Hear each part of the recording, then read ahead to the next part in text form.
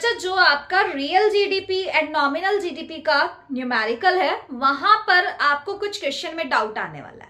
Doubt कैसा? उसकी calculation में। तो बच्चा ध्यान रखना है कि जब भी रियल जीडीपी कैलकुलेट कर रहे हो तो रियल जीडीपी जो आपको कैलकुलेट करना है वो बेस ईयर पर कैलकुलेट करना है। मान लिया आपके पास क्वेश्चन आ गया जिसमें आपको 2 इयर्स का डेटा गिवन है, यूनिट्स गिवन है, आउटपुट गिवन है। क्वेश्चन बोल रहा है कि रियल जीडीपी कैलकुलेट कीजिए, नॉमिनल जीडीपी कैलकुलेट कीजिए एंड परसेंटेज चेंज कैलकुलेट कीजिए। ठीक है, तो उस क्वेश्चन में आपको क्या करना है? देखो क्या करोगे, सबसे पहले आप एक टेबल ड्रॉ कर लीजिए। ठीक है, दोनों ईयर की यूनिट्स आपने लिख ली, आउटपुट आपने लिख लिया। जो आपका फर्स्ट ईयर आपको गिवन है वो आपका बेस ईयर है। ठीक है, वहां पे जो आउटपुट हो रहा है वो आपका बेस ईयर है। ठीक है बात, तो आप क्या करते हो, प्राइस एंड यूनिट की मल्टीप्लीकेशन करते हो डायरेक्ट दोनों ईयर्स की। ठीक है, करंट प्राइस के बेसिस पर, तो आपका नॉमिनल जीडीपी निकल करके आ जाता है। और रियल जीडीपी जब आप कैलकुलेट करते हो तो वो आप कैलकुलेट करते हो दोनों प्राइस का किसके बेस पर, जो आपका बेस ईयर है।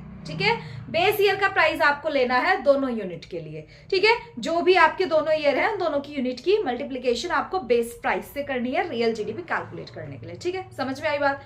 परसेंटेज चेंज अगर आपको कैलकुलेट करना है तो उसका फॉर्मूला क्या है, new value minus old value divided by old value. ठीक है, न्यू वैल्यू में से ओल्ड वैल्यू को माइनस करना है जिससे कि हमारा चेंज निकल के आ जाए, वैल्यू में चेंज क्या है। ठीक है, फिर उसको डिवाइड कर देंगे ओल्ड वैल्यू से एंड 100 से उसकी मल्टीप्लिकेशन कर देंगे तो आपका परसेंटेज चेंज निकल के आ जाएगा। एंड इस क्वेश्चन में अगर आपको कुछ भी डाउट्स आ रहे हैं इस टॉपिक से रिलेटेड वो आप कमेंट में मेंशन कर सकते हैं।